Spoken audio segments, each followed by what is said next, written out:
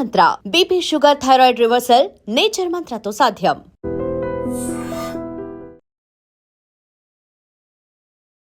నమస్కారం, welcome to I dream.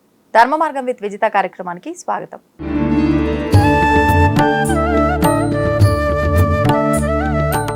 నమస్కారం గురుగారు. గురుగారు, కార్తీక మాసంలో విశేషమైన ముఖ్యమైన రోజుల్లో ఒకటి కార్తీక పౌర్ణమి. మరి ఆ రోజున రకరకాల విధానాలు ఆచరిస్తారు. అసలు శాస్త్ర ప్రకారంగా ఈ కార్తీక పౌర్ణమి రోజు ఆచరించాల్సిన విధి విధానాలు ఏంటో తెలియజేయండి. తప్పకుండా అండి. ముందుగా ప్రేక్షకులందరికీ శ్రీమాత్రే నమః, శ్రీ గురుభ్యో నమః. యాదేవి సర్వభూతేషు మాతృరూపేణ సంస్థిత నమస్తస్సై నమస్తస్సై నమస్తస్సై నమో నమః. మనకు కార్తీక పౌర్ణమి చాలా విశేషమైనటువంటిది. అంటే ఎంత విశేషమైనటువంటిది అంటే బ్రహ్మ రాసిన నుదిటి రాతను కూడా మార్చుకునేటటువంటి గొప్పనైనటువంటి రోజు కార్తీక పౌర్ణమి అని శాస్త్రం. పౌర్ణమి అనగానే అందరికీ గుర్తుకొచ్చేటటువంటిది అమ్మవారి యొక్క ఆరాధన. నాకైతే అమ్మవారి ఆరాధన తప్ప మరో ప్రపంచం అనేటటువంటిది తెలియదు. ఎందుకంటే పౌర్ణమి అనేటటువంటి దానికి అమ్మవారికి చాలా దగ్గర సంబంధం ఉంది.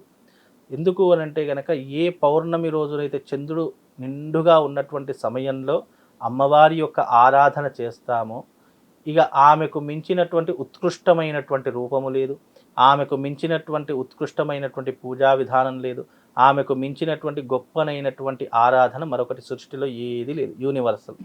కాబట్టి పౌర్ణమి ఎప్పుడైతే వస్తుందో ఆ సమయం, ఈ కార్తీక పౌర్ణమి అనే కాదు, ఏ పౌర్ణమి అయినా సరే అమ్మవారి పూజకు పెట్టినటువంటిది పేరు. జీవితంలో మనిషి ఏదైతే కాదు, రాదు, లేదు, ఇక నేను జీవితంలో ఇది సాధించలేను అని అనుకుంటున్నాడో కార్తీక పౌర్ణమి రోజున చేసేటటువంటి ఒక్క పూజా విధానమే మనిషి యొక్క నుదిటి రాతను చేంజ్ చేసేటటువంటి గొప్ప శక్తి సామర్థ్యం కలిగినటువంటిది అని శాస్త్రం పేర్కొంది.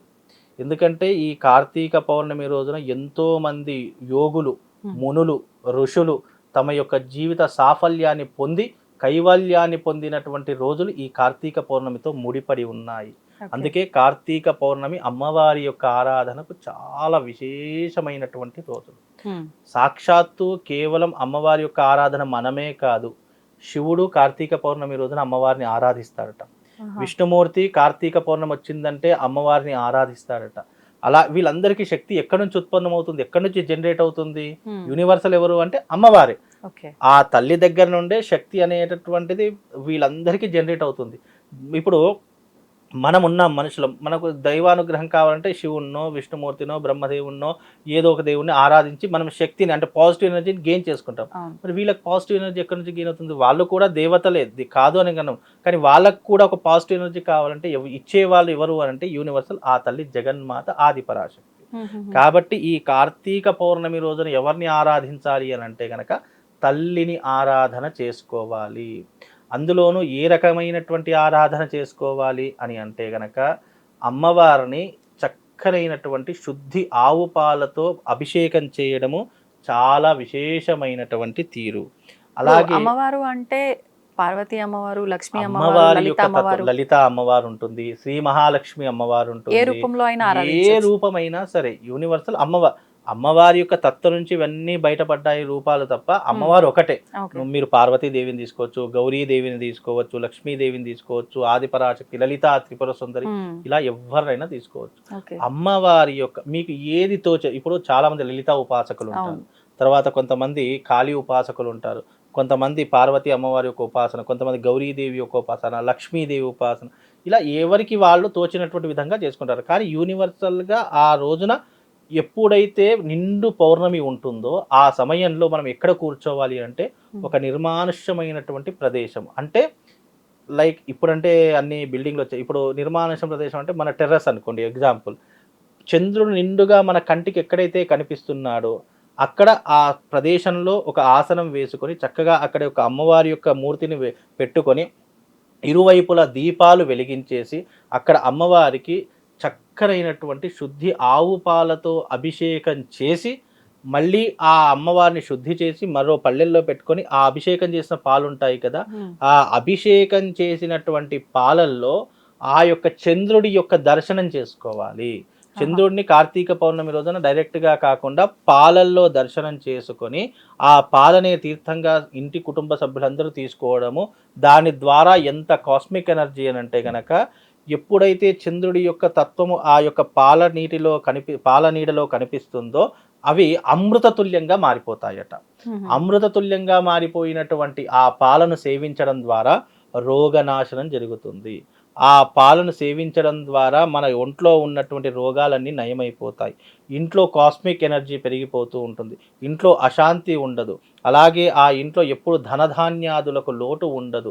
ఆ ఇంట్లో ఎప్పుడూ కూడా లక్ష్మీ కటాక్షం స్థిరంగా ఉండేటటువంటి గొప్ప తత్వం కలిగినటువంటిది ఆ రోజున మనం చేసేటటువంటి పూజా విధానం.